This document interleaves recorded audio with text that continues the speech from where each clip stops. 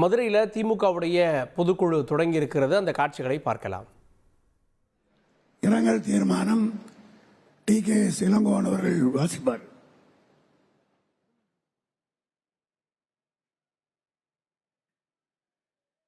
கழகத் தலைவர் உள்ளிட்ட அவையினர் அனைவரையும் வணங்கி இரங்கல் தீர்மானத்தை உங்கள் முன்வைக்கிறேன். முன்னாள் இந்திய பிரதமர் மன்மோகன் சிங், பிரிட்டிஷ் மகாராணி எலிசபெத், கத்தோலிக்க திருச்சபை தலைவர் போப்பாண்டவர் பிரான்சிஸ், முன்னாள் மத்திய திமுகவுடைய பொதுக்குழு தொடங்கி இருக்கிறது. இந்த மேடையில் 11 முக்கிய நிர்வாகிகளுக்கு அந்த மேடையில் அமர்ந்திருக்கிறார்கள். கட்சியினுடைய பொதுச் செயலாளர், துணை பொதுச் செயலாளர் உள்ளிட்டோர்லாம் மேடையில் இருக்கக்கூடியதை காட்சிகளில் பார்க்கிறோம். இந்த பொதுக்குழுவினுடைய மிக முக்கிய நிகழ்வு இன்னும் சில நிமிடங்களில் தொடங்க இருக்கிறது. பொதுக்குழுவில் பலரும் பேசுவார்கள். இதற்கு மத்தியில் தீர்மானங்கள் முக்கியத்துவம் வாய்ந்தவை.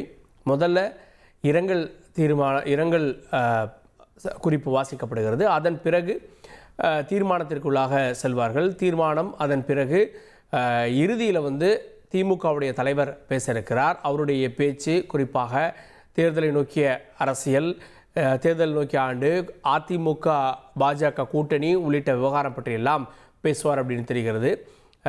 இதில் கிட்டத்தட்ட 10,000 பேர் வரை இப்போது இந்த பொதுக்குழு நடக்கக்கூடிய இடத்துல திமுக நிர்வாகிகள் கூடியிருப்பதை காட்சிகளை நாம் பார்க்க முடிகிறது.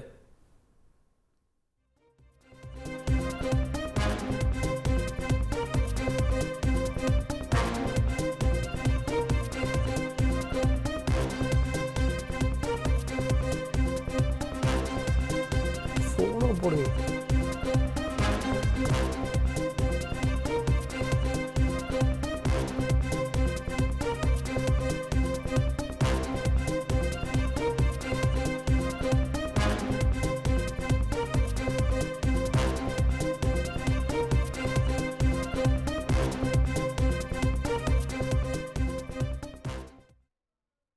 நாடாளுமன்ற உறுப்பினர் எம். செல்வராஜ், பகுஜன் சமாஜ் கட்சியின் மாநில தலைவர் ஆம்ஸ்ட்ராங், சென்னை முன்னாள் சட்டப்பேரவை உறுப்பினர் இலக்கிய செல்வர் ஐயா குமரியானந்தன்,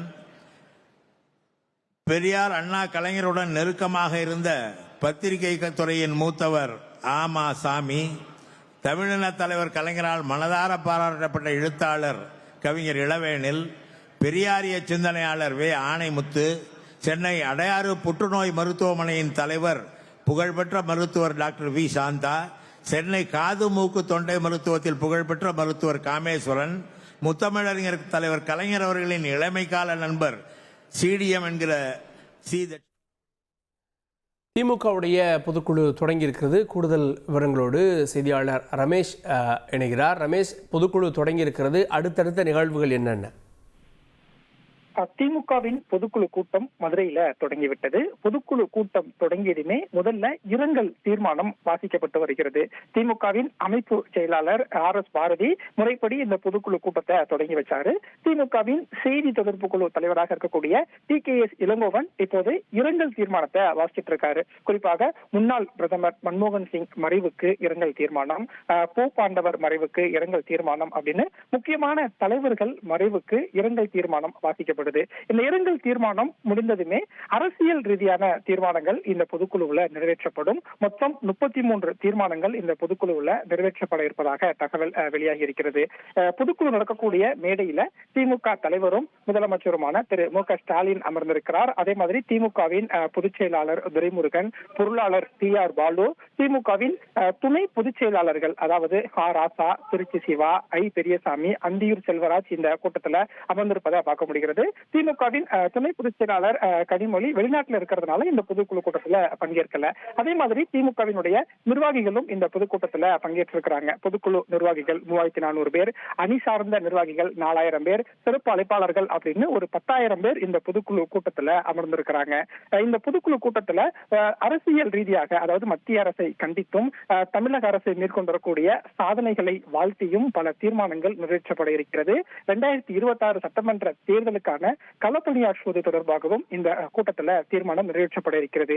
ஏற்கனவே 234 சட்டமன்ற தொகுதியில 200 தொகுதிகளை நாம் வெல்ல வேண்டும் அப்படின்னு முதலமைச்சர் மு க ஸ்டாலின் ஏற்கனவே திமுக நிர்வாகிகளுக்கு ஒரு இலக்கு கொடுத்திருந்தார். எனவே 200 தொகுதிகளை வெற்றி பெறுவதற்கான வியூகம் அமைப்பது தொடர்பாகவும் இந்த பொதுக்குழு கூட்டத்தில் தீர்மானம் நிறைவேற்றப்படும் அப்படிங்கிற ஒரு தகவல் தெரிவிக்கப்பட்டிருக்கு. அதே மாதிரி அமைப்பு ரீதியான பல மாற்றங்கள் இந்த பொதுக்குழுவில் நடைபெற இருக்கிறது. துணை பொதுச் செயலாளர்களுடைய எண்ணிக்கையை திமுக உயர்த்த போறாங்க.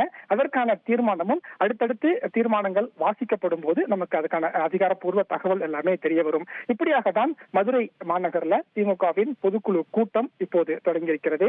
அமைச்சர்கள், எம்எல்ஏக்கள், நாடாளுமன்ற உறுப்பினர்கள் அப்படின்னு முக்கியமான தலைவர்கள், சிறப்பு அழைப்பாளர்கள் எல்லாருமே பொதுக்குழுவுக்கு வந்துட்டாங்க.